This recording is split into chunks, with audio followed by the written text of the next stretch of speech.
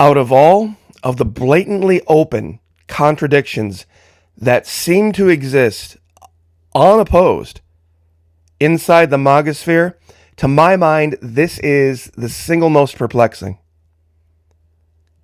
Out of one side of his mouth, the President of the United States is talking about a tariff rebate check being sent to all Americans, $2,000. I could sure use it. I know a lot of people could. I doubt it'll arrive before Christmas. It may never arrive at all. But using tariffs, which is a form of taxes, to raise this money to send to Americans is what socialist countries do. This exists literally right along in the same headlines with the man assembling an armada of warships off the coast of Venezuela to overthrow the evil, terrible, horrible socialist government of Nicolas Maduro because it's socialist. It's just, I just can't get how people can see both headlines, cheer both headlines, and not see the contradiction. But a month ago, actually over, I created this thumbnail. All of America will starve unless we embrace socialism, and people laughed at me.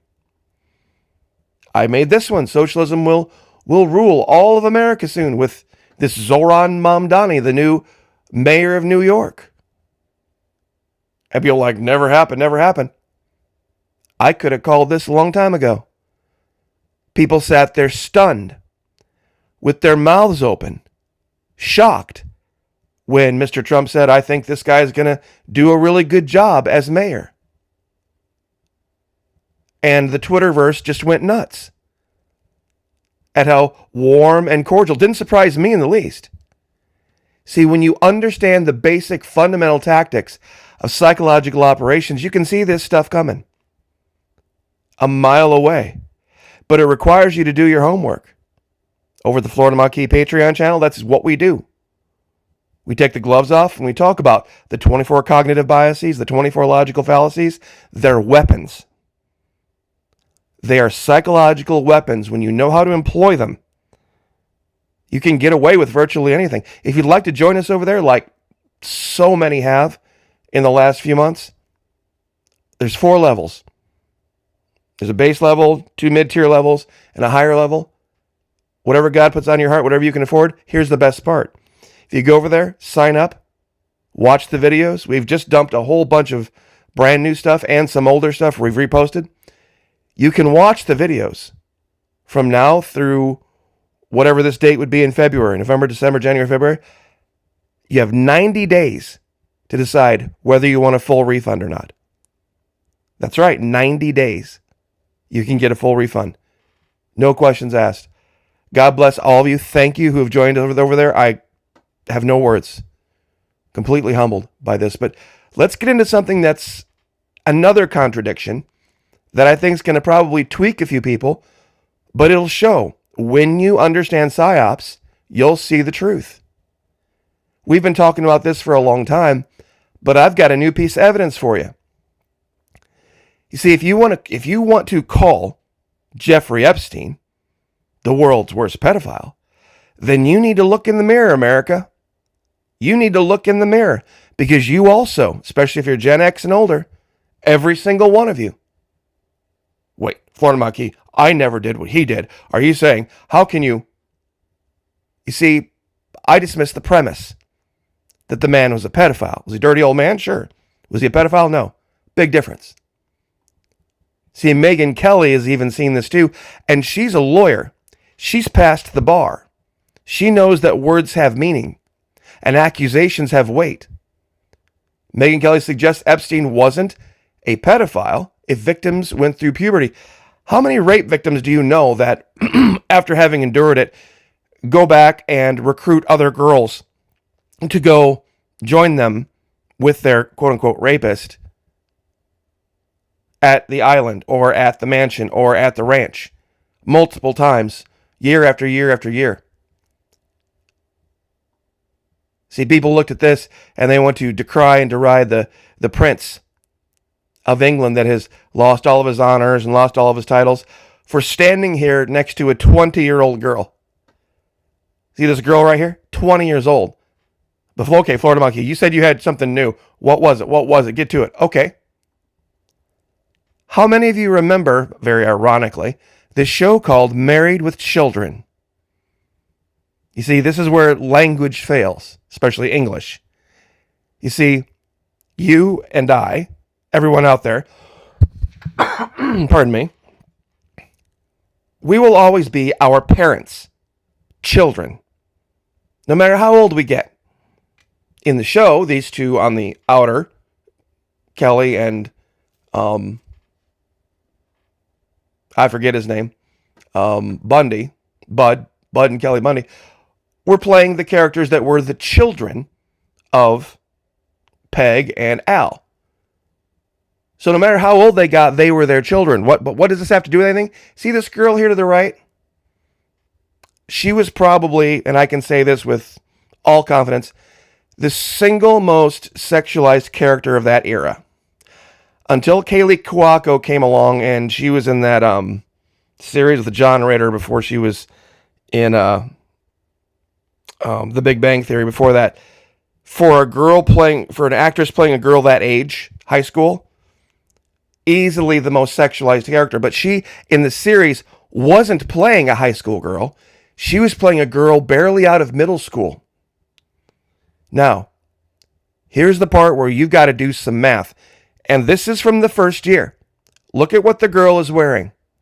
Look at how old Bud Bundy is right here in this picture. Okay? Look at how old she is. I want you to look because I'm going to show you the math on this and it's going to blow you away. Married with Children. First episode air date was April 5th, 1987. Now write this down. Write this down. If you're good at keeping up dates in your head, write this down. April 5th, 1987 was when they aired the first episode. Kelly Bundy wasn't anywhere near 16 years old. Christina Applegate was born on November 25th of 1971. Meaning that if you do your math right here, let's look at this. April 5th, 1987. She wasn't going to be 16 until November of that year. Christina Applegate wasn't going to turn 16 until November 25th, 1987. That was when her birthday was. So she was, how many months is that? 7. That means she was 15 and 5 months. 15 and 5 months when the first episode aired. What does that mean? Well, what about casting? You see, you just don't go pick up people on the street. That means in the preparation up to this, she was 14 and 15 years old. And here are the screenshots. 14 and 15 years old, one of the most sexualized characters in all of TV at that time, by far.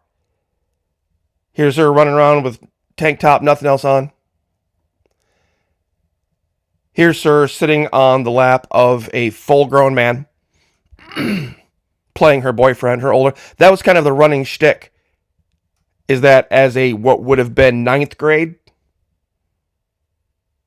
maybe 10th grade girl, having guys show up on motorcycles, guys who were, college age. Here's her holding a beer with arm around a guy who's clearly in his 20s. And here she's clearly not anywhere near 16. Another picture from those first years. And these are promo photos. These aren't AI. These aren't promo. These are promo photos. You see, let's do the math here. Let's do the math for how long she was what you would call, what modern people would call children. A child. April 5th, 1987. She was 15 and a half. That means season 2, she was 16 and a half. Season 3, she was still 17 and a half. It wasn't until midway through season 3 that she turned 18. That means the first 3.5 years. The first 3.5 years, nobody said a word. Do you know why? Because back then, even though they were somebody's children, technically, we all are somebody's children, they weren't children. Were they minors? Sure. Were they underage? Sure. But were they children? Now, you see, Bud was. She, however, was not. Wait a minute, Floor Monkey, what are you saying? You're confusing me. To those who have half a brain, they're not confused.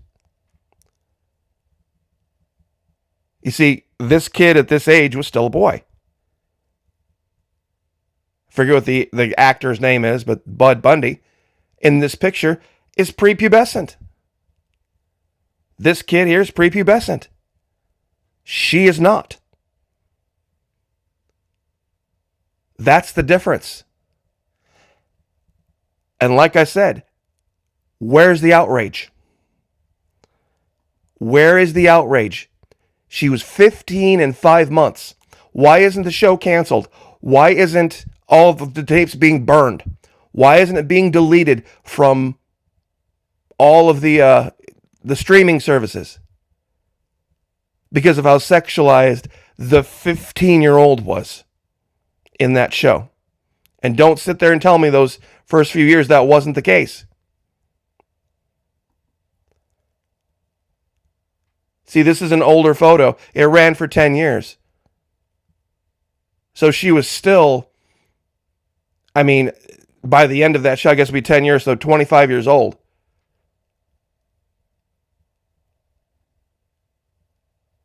But now you can see look at this guy.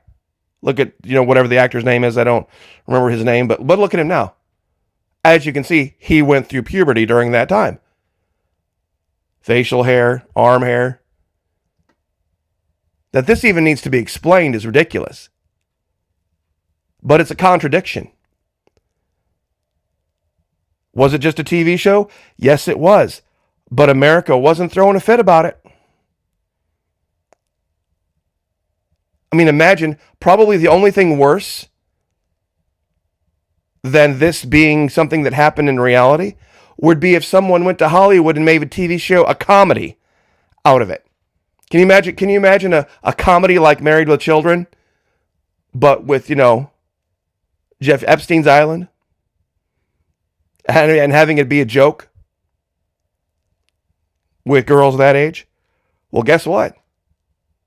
That's exactly what Married with Children was. The entire show was riddled with jokes and dark humor about this guy who's given up on life. He's got a promiscuous daughter that goes out and drinks with much older guys.